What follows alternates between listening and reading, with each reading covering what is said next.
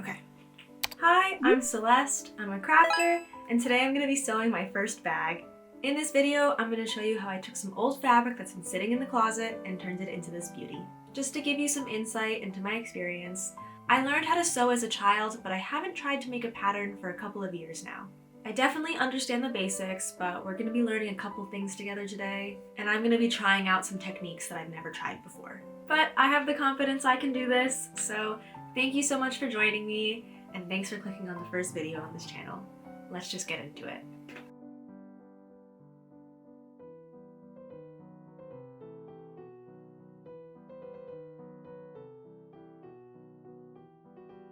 So I decided to base my pattern off of this other bag that I crocheted. Here's where I started with a rough sketch, and I know you can barely see it, but don't worry, we're getting there.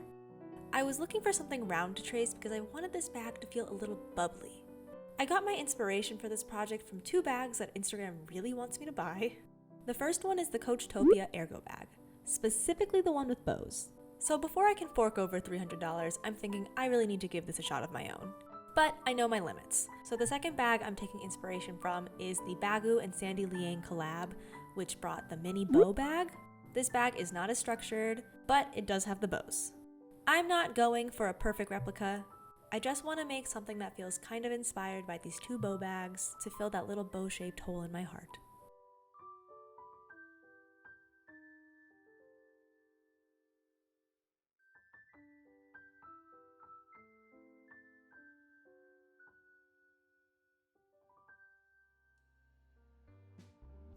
I haven't sewn something in years. I've never sewn a bag before, and I have the sewing machine and the will to figure it out. So I thought this would be a good way to get back into it. Kind of jumping a little far because there's 3 things I'm actually going to be learning how to do today for the first time ever. And that is 1, piping. If you've ever seen purses that are structured, a lot of times you'll see piping around the sides of it. That is actually just made by taking a rope and some fabric and sewing that together. So that's something I'm gonna try to teach myself today. The second thing is quilting. I'm not gonna be doing any like patchwork quilting today. I'm simply going to be doing fabric, batting layer, fabric.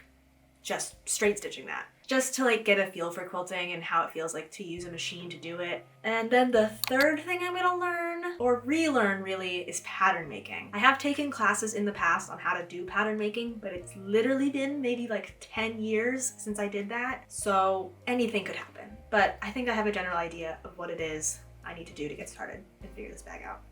Okay, so what I do know is that I want my strap to be longer than the strap on this bag because it doesn't hang very nicely. I've got this bulge on the side of it. And I think it would have just hung nicer if the strap was longer. But I'm gonna take this bag, I'm gonna wrap the paper around it to see how long I need it to be. And then I'm probably just gonna add a couple of inches. I think it should work out because this guy has got more of a tapered look than this bag. So I think I'll still be able to avoid the saggy look of this bag. But also this bag will be a little bit more structured anyways. So everything should work out.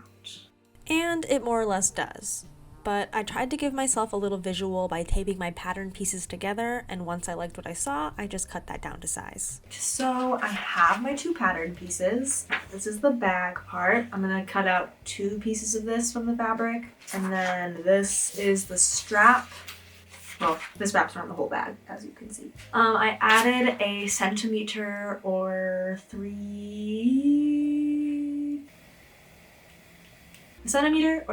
of an inch seam allowance to all sides of my pattern. After I did this, I forgot that I should have included the piping dimensions onto this. So I couldn't find any rope, and I was literally about to head to the craft store when I realized I could just use yarn. How do I measure this? I'm thinking I'm just gonna take a piece of paper. Oh wait, let me take a piece of scrap paper. So I'm really close now. So if I take a piece of paper and I just roll the paper over. Ooh, okay. I want a centimeter of seam allowance. Ooh, okay. I got it. I'll show you. So the way I measured how thick of a piece of fabric I was going to need for the piping was to take a piece of paper and squish my yarn into it. That little tab that my fingers are on right now is the same size as my seam allowance, and I'm just marking that off because that's going to be my cut line. And I am measuring 1 centimeter away from that just so I know where my stitch line is going to be. But now I'm just going to cut that piece out. So I'm going to create 2 cords of piping the same length as my handle and edge of the bag. Piping will be the same length as this guy, except when I cut out my strip of fabric, it just needs to be this wide, and it'll just be really long, but it'll be this wide. Well, next step would be cutting, but I'm gonna eat first, and then we can get started on cutting up the fabric. All right, let's do it.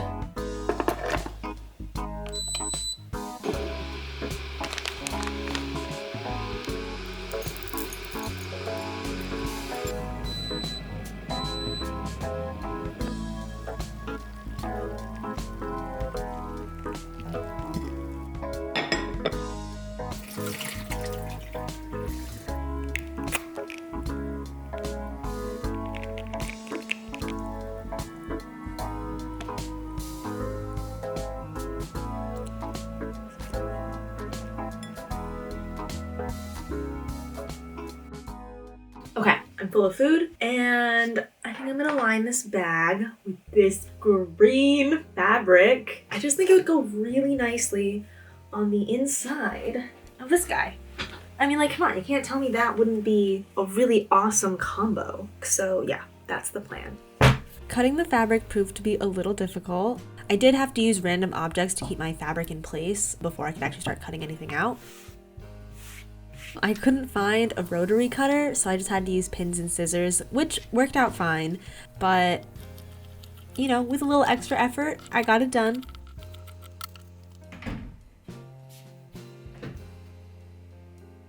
So I've been on kind of an audiobook kick lately. I downloaded Jane Eyre on Audible just because it was one of the free books that they had and I already ran out of credits. At this point while I'm editing, I'm about halfway through the book, but I did just stop listening because there was a really big plot twist and my anxiety could not take it right now. I'll probably start listening to it again soon when I start another craft or I go on a long drive. But I will say, I find classics are a lot easier for me to listen to than attempt to sit down and read. I think part of it is just because I absorb the tone better when I'm listening to it, but like when I actually try to sit down and read a classic, I don't pay attention the same way. If you're looking for a book to read, I definitely recommend this one. I think the audio version is really great. Since I had less than a yard of fabric to do this with, I found 2 that were near the side, just so I would have enough fabric after that to be able to cut out the handle and all of the piping. So I changed up the pattern a bit. I decided I wanted the bag to have a smaller handle than the base part. So when it's like this, it gets a little smaller going up the side. That's the plan. Cut everything out except the batting. And this is taking a lot longer than I anticipated because I'm really slow and I don't want to mess up. So we're gonna be sewing into the night. I thought I would have more of a plan right now as to how I was gonna sew this together. But I mean, it's a front, a back, and a middle piece. I don't really think it's gonna be that hard. I think my biggest challenge is gonna be the piping. I don't know, I'm pretty confident this is gonna come together tonight. So I've never quilted before and it definitely shows. I did get the first step right. I ironed out my fabric before I got things started, just so things were nice and ready for sewing. I debated between a couple different threads because I really am enjoying primary colors and I originally intended to use all of them, but I decided to start out with sewing in my yellow thread just because I figured if I finished using the yellow thread, if I still wanted to incorporate more threads I could, but I would be happy if the only color on this bag was the yellow thread. Before I could actually begin sewing this quilt together, I needed to pin my layers together. So that's the liner, the batting, and then the main fabric. I put a piece of tape on my ruler to attempt to get my stitch lines straight, and I think for the most part this worked out. I'm sure there are better ways to do it, but this worked in a pinch. This did end up taking me a pretty long time, and by the end of it, I did not want to add more colors. I thought yellow would be perfect, so I just left it that way.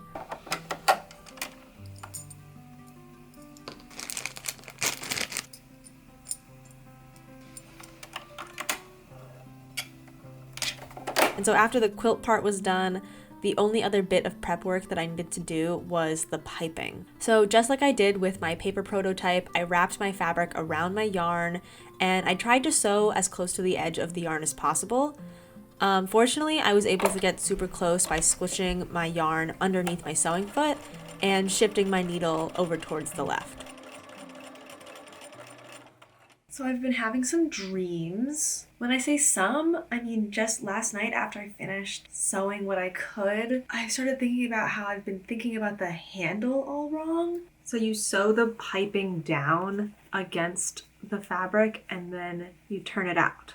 So you'd have piping like that. And that's gonna be beautiful. That part's fine. But then I run into the issue of, okay, I've sewed the piping on. What's the inside of the handle gonna look like? Something like that with these unfinished edges. I should have made this longer. Like I should have allowed more seam allowance in the sense that I would be able to take my fabric, I'd be able to fold it over, and then I'd be able to fold it over one more time, and then I would just sew on top of this. So you'd still see the stitching, but you wouldn't have any raw edges. So I don't have enough fabric on the handle to do that. So now I'm gonna have to think of something else. And this is what happens when you don't properly plan. I could try to sew an insert into this, maybe. So I could still. Okay, no, I think I'm going somewhere with this. I'm gonna pin down the piping. The inside, when I fold everything over, is gonna look like this. So what I think I'm gonna do is take some of this green fabric, because I have so much of it, I'm gonna cut that up. I'll probably end up making a tube, turning it inside out, so there will be no unfinished edges. Then I'm gonna take that, I will lay it on the back of the piece, like this, and then I'll sew just on top of it to give it a finished edge. And I think that'll work. Insert sewing machine sounds.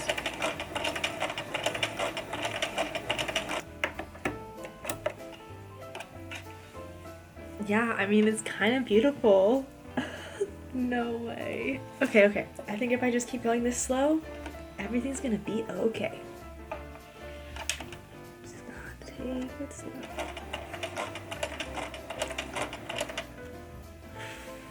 So the easiest part of piping is the first piece you attach.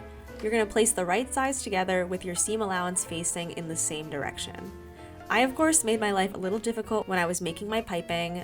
My seam allowance got a little wonky and uneven, so I ended up putting in a lot of time just to make sure my stitch lines met up. And what I mean by that is because my seam allowance wasn't perfect on my piping, I couldn't really use that as a guide. So what I had to do instead was line up the stitch line on my main fabric and the stitch line on my piping, and then re-sew over those two stitch lines. One of the piping is done and it's gorgeous. Look at that. Look at that. Oh my gosh. Okay, so there are a couple spots that are not ideal. Oh, I can't even find them. I do think this is pretty perfect. This is really gonna make this bag look so elevated. Some really perfect timing was that my bobbin ran out as I was going over my seams again. Beautiful timing. I am so happy. I'm going to attach the next piping on, sew that up, and then we can start actually assembling the bag, I think. Hopefully that's what's after that. There's so many more steps all the time, but that is sewing.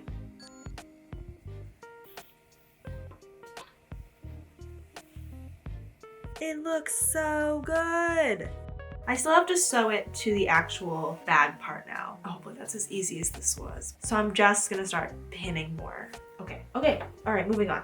So actually, I need to start by taking this piping and putting it on this part of the bag before I can sew the whole thing together.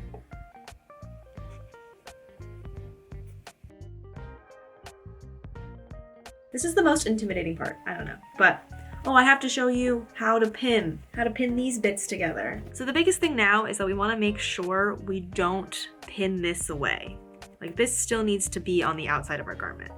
And I am literally just following all of the seams that we've sewn today. So this is a piping seam coming through against the piping. I'm going into my seam allowance seam on the actual bag. See that? Against the line. I'm gonna come back through, same line. So we're just lining up the piping with our seam allowance. In order to understand what side of your piping to stitch along, you'll want to pick the same side that your seam allowance is pointing. So if your seam allowance is pointing to the right, you'll want your needle to enter on the right side of your piping. Okay, so I just want to show you what I'm working with right now. This is what it's gonna look like after. And of course, it's gonna flatten out a little bit. It's not gonna be so wobbly, but that's the idea. So look what we're going for. So it's getting pretty dark in here now, but I did one half of the bag. I am just unpinning it now so we can take a look at what we've got. Will it flip nicely? It's pretty good. It's pretty good. Okay, I think I'm gonna seam rip over here though, and I'm gonna insert a little rectangular piece to cover up all the fluff, because originally my intention with cutting bits right there was that I was like, oh, I'm saving space, but I didn't sew close enough to it. So I'm gonna fix that. That's the only part I'm gonna fix on this bag. I think everything else looks really good though. I'll finish you later this week, maybe next week. I don't know.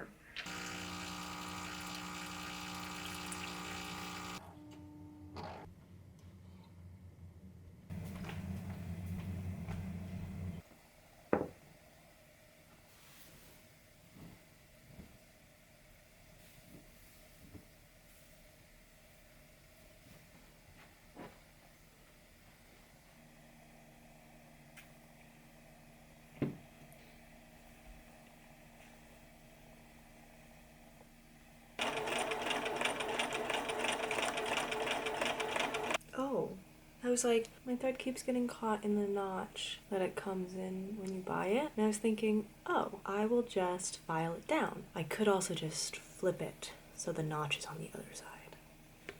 So I'll try that first.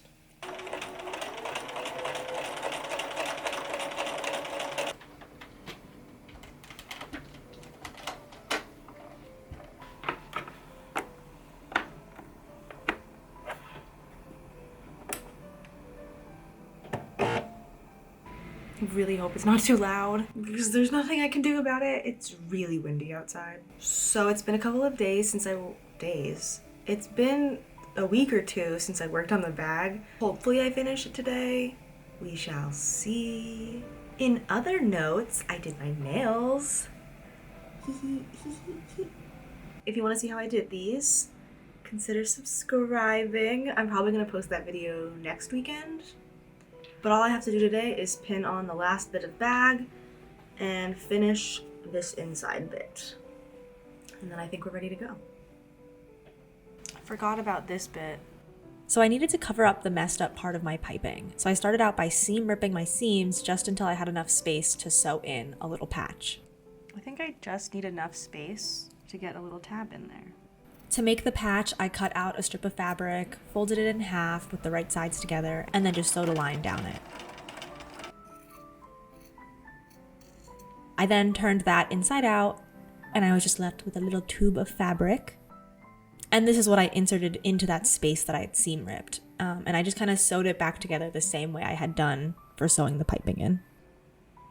After that, I was kind of just set on getting the rest of this bag together. And I just did this the same exact way I had done the other side.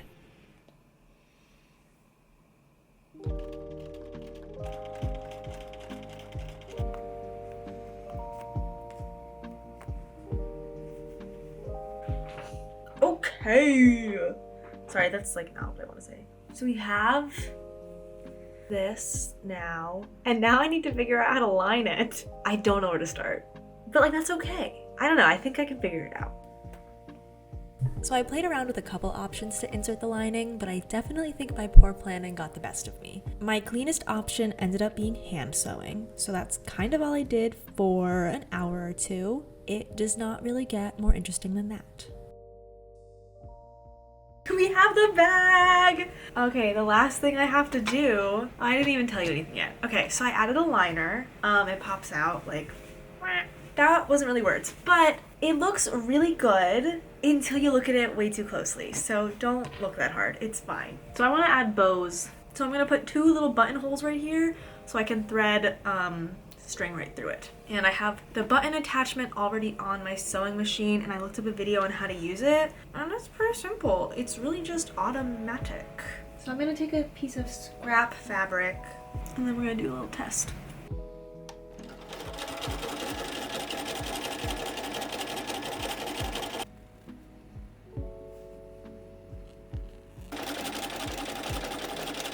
Oh my gosh, Celeste. Girl, how did I do it once so well, and now I can't do it again? I can't do this. Oh my god. What? I learned my lesson. When you have 3 layers of fabric, it's not worth it. Just give up. I didn't give up. So now we have this. And this. And guess what? I'm gonna cut them anyways. We're gonna put a little ribbon in there anyways. I did learn a lot. I learned you should really go to bed and not just finish your projects. I gotta look on the bright side. This was step 1 in my journey of relearning how to sew. And for the first bag I'm ever making, first bag I'm ever sewing, this is pretty darn good. And I'm proud of it. And I don't care that my buttonholes are atrocious. I bet this ribbon's gonna fix all my problems. I'm telling you right now. Yep. Told you. She's not perfect. She's not perfect. But she is cute, and that's perfect. There are definitely some things I would do differently if I remake this bag. What could have been better is my methodology. Methodology? My method could have been better. I could have done this in a better order. I think if I wanted to do it again, I would find out another way to add the insert, because I did have to hand sew in the liner and the handle bit, and they looked better because I hand sewed them. But I definitely think there was something missing in the order that I put the bag together. That being said, next time I make one, I'll think about it harder. Hopefully. The piping I'm happy with. I don't think I expected to do better than what I achieved on this bag. I'm happy that I kept going back in and fixing the mistakes that I made while I was putting the piping in. Could I have done it better? Absolutely I could have. But I really am proud of what I was able to accomplish with my first time trying to make piping. What else? The quilting. I'm happy with the quilting. I thought I did a really good job. After putting it together, I did more research on how you actually put a quilt together, and I think next time I try my hand at quilting, I'll use like a spray adhesive to get things to stick together, because it just stops all your fabric from moving around too much. So I'll definitely have to try that in the future. I'm not so upset that I didn't try it. It didn't hinder me that much, but I do think things could have been a little bit neater had I just used the spray adhesive. Did I really learn much about pattern making? No. Did I learn that I can wing something and kind of get away with it? Yes. Is that going to help me in the long run? No. But I'm not disappointed. It worked out fine this time. I've learned a lot. I'm going to be a little bit more methodical next time, because the next project I take on probably won't be as simple as this if I know myself, so I will have to try a little harder. But who knows, maybe next time I'll just make socks. You know, saying that out loud, socks are actually probably pretty hard to make, so maybe not. I'm gonna do a little photo shoot with this, but I'll do it after I say goodbye, so you can just stick around if you wanna see some shots with this styled. But thank you so much for joining me. Leave a like, subscribe, and hopefully I'll see you next time. Bye!